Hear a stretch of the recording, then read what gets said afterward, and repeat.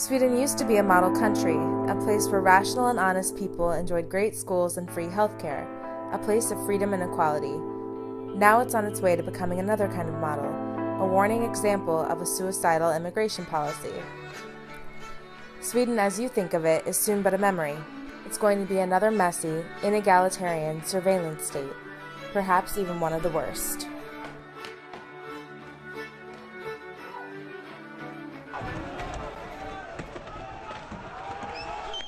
Immigration can be great for a country. It all depends on the nature and then the number of the immigrants. First of all, the immigrants need to be willing and able to adapt to the way of the natives, and they need to be able to contribute economically. Secondly, the number of immigrants should not be so large that it becomes difficult for them to integrate, or so large that it destroys the identity of the host country. These are the two laws of good immigration. Sweden is violating both. The nature of the immigrants is such that they will not, as a group, benefit Sweden. They pose an existential threat both in terms of economy and in terms of values and identity. Most of them are poorly educated people from the Middle East and Africa. On top of that, many are Muslim. The number is staggering. Native Swedes will be a minority in their own country by 2045. Since a country is its people, Sweden has conclusively ceased to exist at that point. In violating the two laws of good immigration, Swedish immigration strategy can be seen as French or British in style. A. Group immigrants in ghettos outside the center of the cities. B. Make sure that they have no pressure to become Swedish by giving them the basic necessities of life. C. Encourage large families by generous benefits. D. Provide excuses on their behalf if they misbehave. No need to add on the details here. The British and the French now live in terror. The subway bombing, the decapitation in broad daylight of a British soldier, Charlie Hebdo, and the Paris attacks of November 2015. The results, in terms of people killed and raped and otherwise victimized due to non-European immigration, have been well known for decades. Even some politicians are becoming aware of them.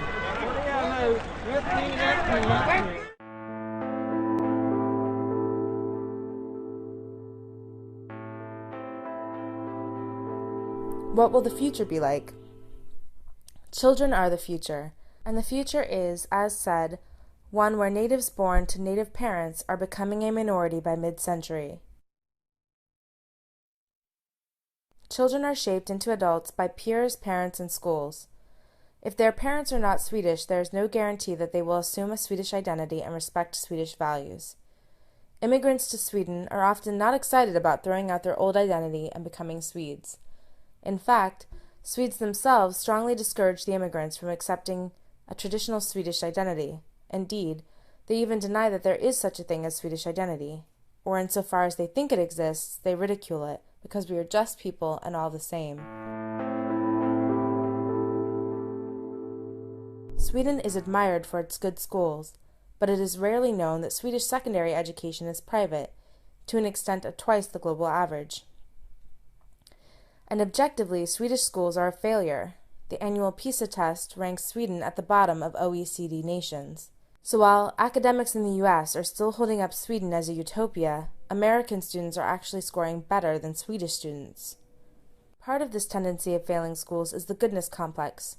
Sweden has adapted to most far-out radical educational ideas, meaning that memorizations, facts, and respect for the teacher are abandoned. Chaos reigns. Jag är invandrare. Hatar alla Jag vet inte, du är Nej, här. jag är inte invandrare. Men du är färgad. Kalla inte mig invandrare. Och bråkar du på det här viset så kommer det få... Kalla mig inte invandrare, hallå. Så kommer du få ett helsike. Fucking snurre, vem kallar dig invandrare? Sluta med dig. Inga sådär där, då åker du ut. Jag vill inte ha. Och du kallar mig inte rasist. Du kallar mig inte invandrare. Ja, men lägg av. Sätt dig, försvinn härifrån. Jag vill inte ha dig här. Försvinn.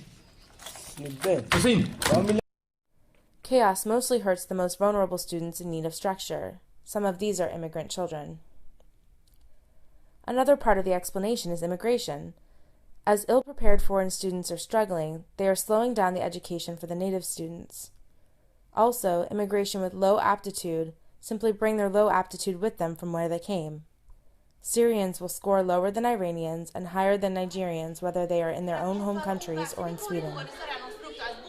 Since Swedes want to be the goodest in the world, they will not talk about this explanation, which is nice of them, but it also prevents them from taking rational measures. Therefore, despite data showing the immigrant children are testing worse than natives, they think the immigration is good for their schools. Diversity, they say, is good for education. But where is the evidence for this? One might ask, should not the value of diversity have led to increased PISA scores? But no Swede will ask this. Despite some of the most diverse schools having to be shut down, the Swedes can't. Diversity makes a better school. It's almost funny. If public schools and ordinary charter schools, so-called free schools, are failing, those with money will move their children to expensive private schools and even abroad. This means that Swedes will not share their formative experiences.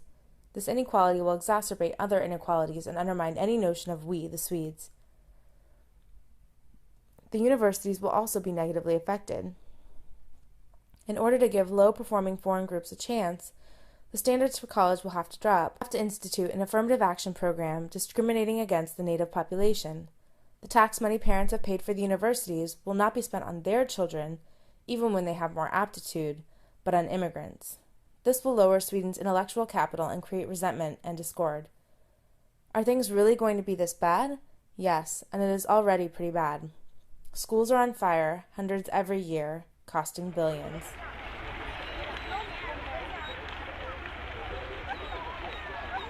Det finns ingenting kvar nästan.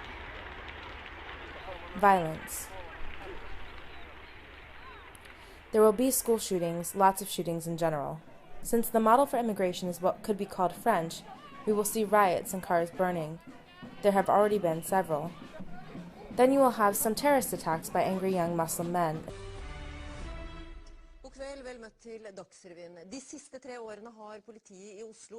Just as Norway, Sweden has already begun to experience new forms of violence against women, for example, group rapes. Recently, a girl was gang raped by some Somali men. She later killed herself. This form of violence was virtually unheard of, and some would see it as an unacceptable price to pay for whatever benefit non-European immigration is thought to bring. Things will get much worse for women, as both their safety and their rights will be threatened by reactionary immigrants. As we have seen, the French model of allowing immigrants to form parallel societies means that worlds can avoid colliding for a while. Medieval views on women can therefore coexist with extravagant feminism. While girls are being thrown off of balconies for disobeying the patriarchy, yes, this happens frequently in the New Sweden, feminists are focusing on a gender wage gap and are imitating USA's queer and transgender issues.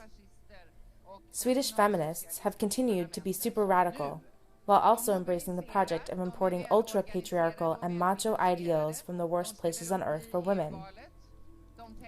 This is darkly comical. Radical women defending the importation of people who want to take away their rights. Once the worlds collide, it is a question of power, and unfortunately, a civilized person can't do much to resist a violent bigot, so there will be concessions. Women in Norway have already begun to color their blonde hair dark to avoid harassment. Similar concessions in dress and other private behavior will occur in Sweden. In Sweden, bathhouses have been gender segregated in order to humor a puritanical immigrant sensibility. What is true about women will be true about gays. At this point, gay people have often lived in gay-friendly areas of big cities, but one day they will be unable to escape homophobic attitudes. Already, gay men in immigration communities pretend to be straight. Eventually, we will see feminists and gay activists react, but at the point where they realize that a resistance to irrational immigration policy can be based on a concern for liberal, even radical and egalitarian values, it will be too late. They will have to accept that a large portion of Swedes will be anti-women's rights and anti-gay, a collapse in common values that will create stress on an everyday scale. Important freedoms will be lost.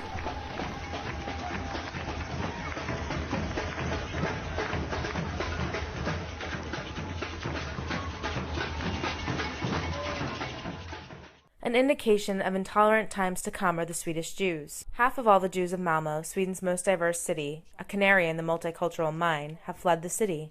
They no longer feel safe. The culprits are not stupid neo-Nazis of the old type, but of the new, equally insipid and bigoted Islamo-Nazi type. The bigotry against Jews has been largely ignored. The mayor of Malmö blames Zionists. a perfect example of finding excuses for bad behavior that sets a dangerous precedent.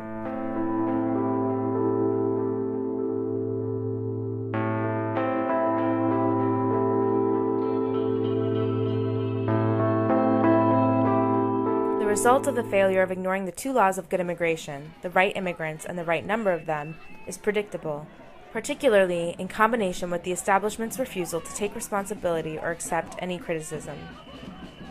Sweden will finally see some real fascists, both the Islamic kind and the domestic kind. These radicals will provide raison d'etre for each other, in an ever more destructive spiral of violence.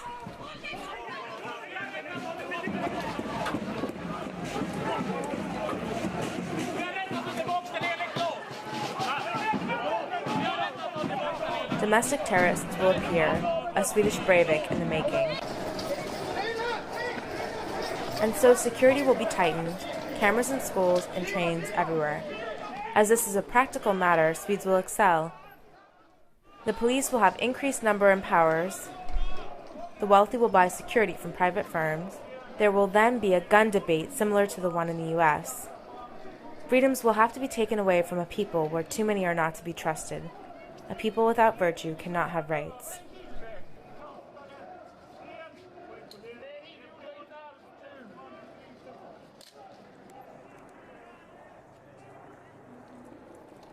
The economy will suffer.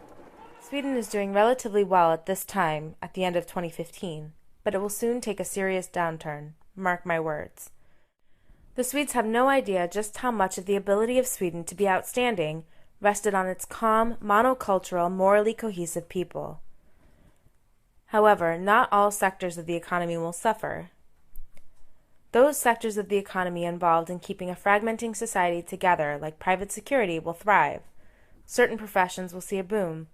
Prison guards, police, social workers, psychologists, special education teachers, translators, lawyers, and so on.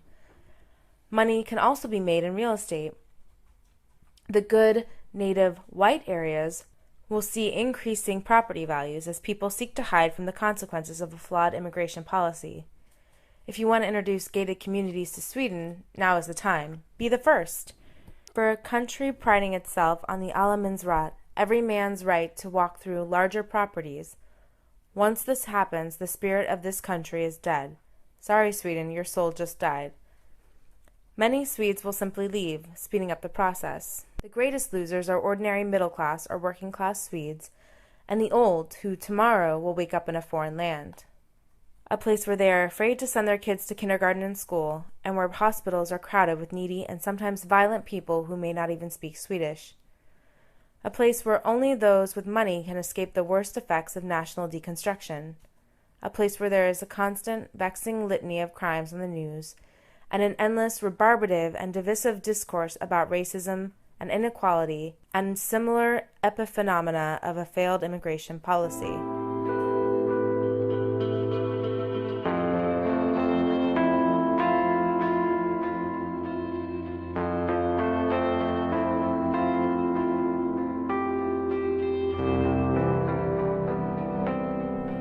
Why do Swedes want to expose themselves and their children to these certain evils? Without this type of immigration, there would be no terrorist threat in Sweden, and none of the attendant distrust and police state surveillance. There would be no gang rapes.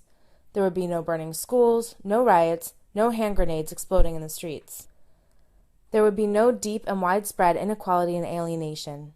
There would be no high-strung PC police and thought crimes, and no sizable left-wing and right-wing extremism.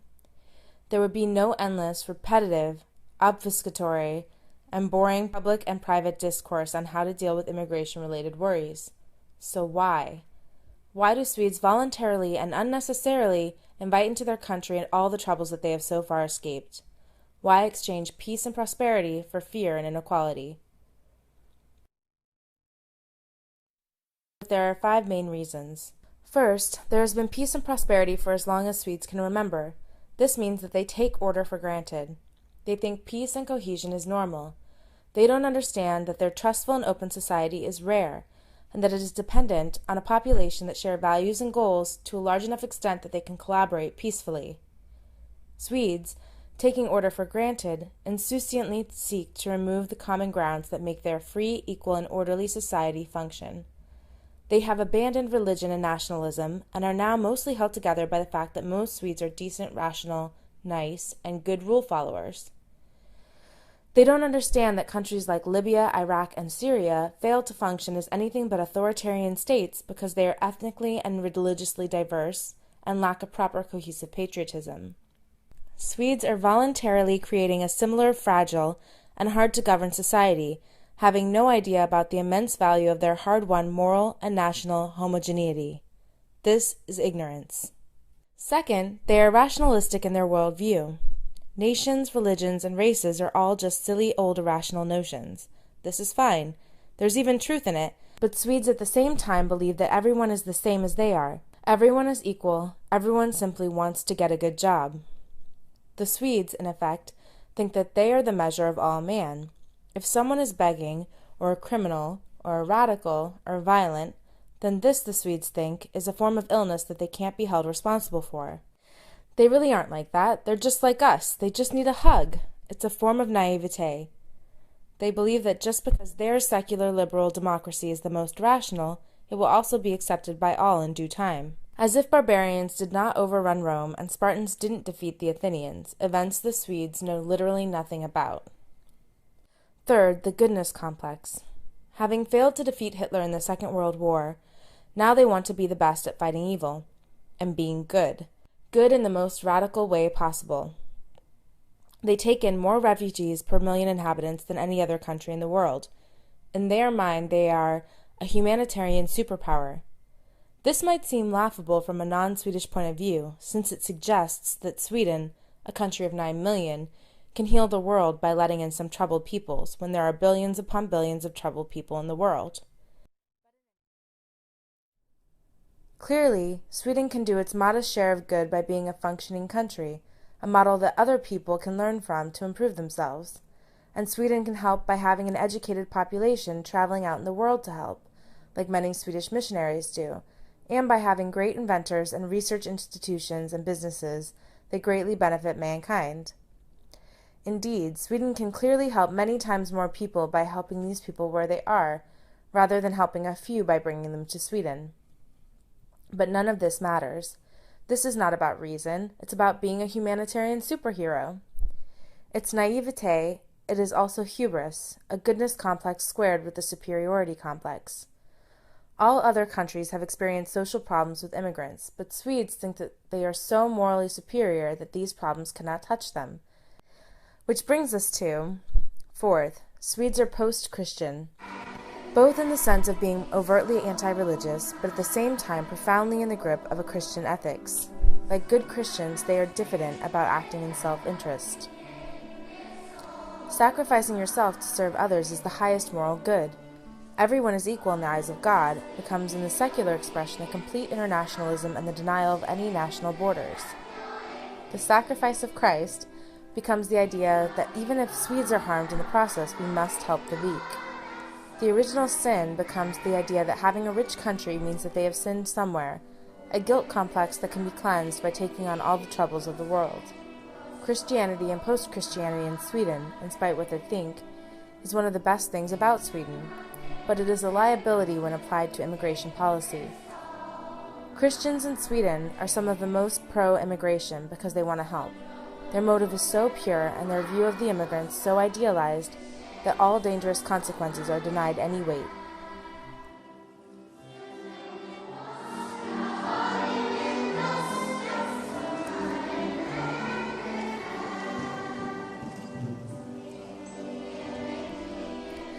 Fifth, Swedes are rule followers by nature and have a great respect for the expert.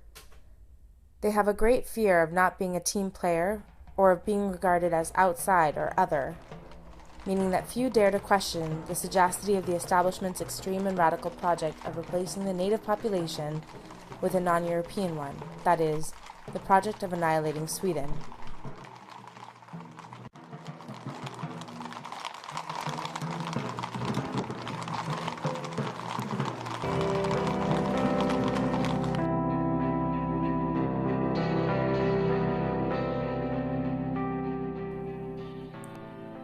Is there any hope? No, there is no hope. Even when the negative effects are in full effect, Swedes will blame themselves and act like Christians sacrificing themselves. Also, any reaction will be too late. Remember the fifth reason. The main concern of normal Swedes is with fitting in, having the right brand on their clothes and the most fashionable attitudes, spending money in some hip bar on the weekends. There is no intelligent debate in Sweden. It's very primitive. The immigration issue is never treated as practical questions of how many immigrants and what kind of immigrants most benefit Sweden, but rather as a question of dark versus light, good versus evil. It's a pseudo-religious space of unreason, and heterodoxy is severely punished.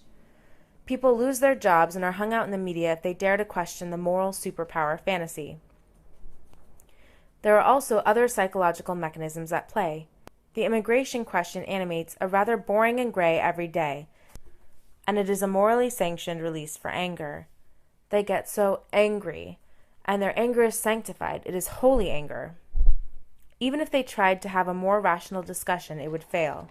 For example, the ordinary decent Swede still believes that the resistance to a high level of immigration is not based on a grasp of the two principles of good immigration.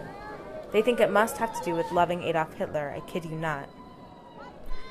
The Swedes don't get it, and never will, for they are stuck thinking in obsolete political categories of left and right, fascism and Nazism, and so on. All left liberal, educated types, often genuinely nice people, somehow have convinced themselves that they must also embrace a borderless anti-nationalism libertarian fantasy, even if it undermines the basis for the freedom and rights they rightly treasure. They can't understand that the resistance to an irresponsible and radical immigration policy can be based on the wish to preserve a free and equal society.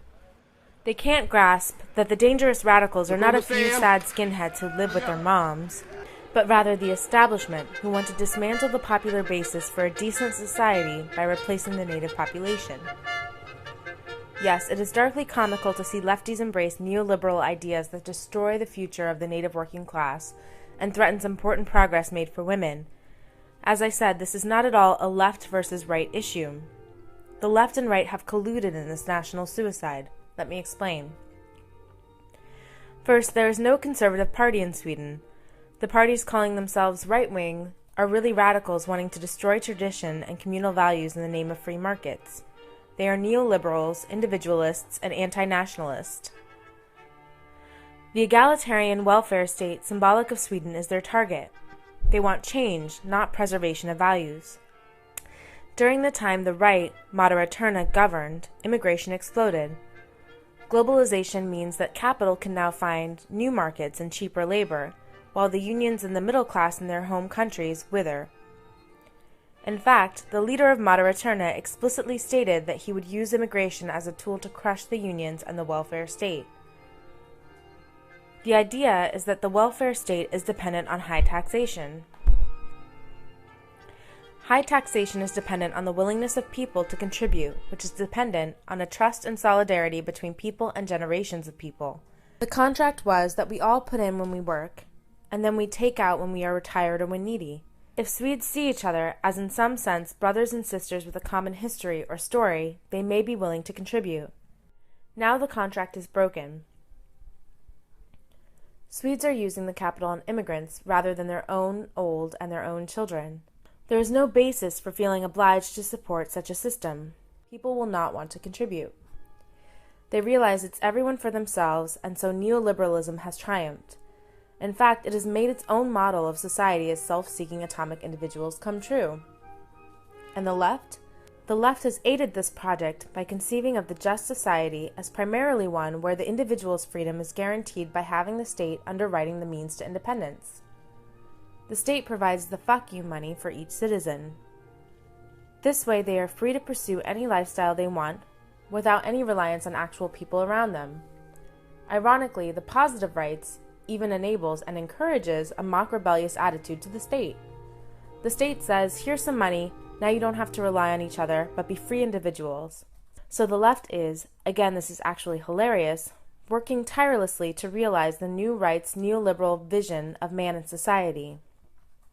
They also support a globalization that will crush their unions by outsourcing abroad and cheap imported labor in the white, gray, and black sectors at home. In other words, the left promotes the kind of isolation and lack of solidarity that in the end makes the welfare state impossible. Perhaps we shouldn't say that there is absolutely no organized resistance to the madness. Recently, a party has emerged which seeks to reform the levels of immigration to be more on a similar level to those of other European countries. They are called the Sverigedemokraterna, Sweden Democrats. They are known as anti-immigration, but they are not. Rather, they get the two principles of good immigration and are really just moderates, but they are treated as a reincarnation of NSDAP. They have risen from nothing to become one of the biggest parties. Still, few will admit that they voted for them out of fear of losing their jobs and their friends. Perhaps they can do some damage control, but they can't bring back the Sweden that was once the envy of the world. A huge part of why the political and intellectual climate is so dismal is the media and the establishment. The state-run media will take political sides and even release dirt on immigration reformers the day before elections. Newspapers will secretly hack opposition politicians' cell phones. Black-clad leftist stormtroopers will violently enforce the establishment agenda with impunity. Names and facts will be rewritten to hide the truth. Also, information crucial to forming opinions is legally blacked out and redacted, like names and the ethnicities of convicted criminals. In fact, they would rather risk that people get raped and beaten up than provide fair warnings that include markers that could be interpreted as racist. Think soft Eastern German thought control. It is enough to express some doubts about the wisdom of the establishment's policy and you are labeled a racist and a Nazi. There's no sense of reality at all. Again, it is that fixation on notions that belong to fighting Hitler rather than any analyzing the real issues threatening Sweden today. Some establishment persons will perhaps jump ship and pretend never to have been for the destruction of their country, but mostly the trajectory to social collapse will hold steady. Journalists will double down on their failures and blame every bad thing that happens not on immigration policy, but on an ever more cartoonish, mostly imagined extreme right wing, and no objective assessment will ever be approached. The perennial trope, not every ex is a criminal or terrorist, will be repeated ad nauseum, as if this was a legitimate response to thousands of native Swedes' lives ruined by those who really are bad and who should not have been allowed into the country. Of course most immigrants are nice. That's not the issue. The issue is, what happens when a small monoculture society lets in large numbers of people who do not share their experiences and values? And the answer is, it destroys itself. But in any case, this was an explanation for some terrible event that you've recently heard about. It's not a political call to action because at this point there is nothing to be done. Sweden is now a model country, a model of how to destroy the foundations for peace, equality, and prosperity. The Sweden that acted as utopia is no more.